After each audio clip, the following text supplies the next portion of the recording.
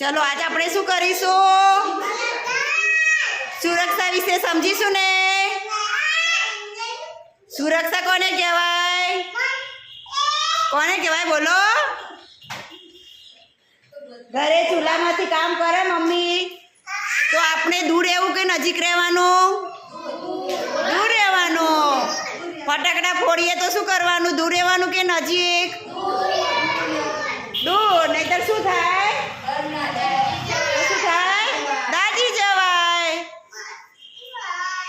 હા શું થયું બેટા?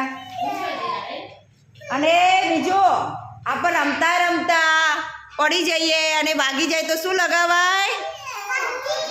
રૂ અને પટ્ટી લગાવવી પડે ને. તો એને શું કહેવાય? આપણી સુરક્ષા.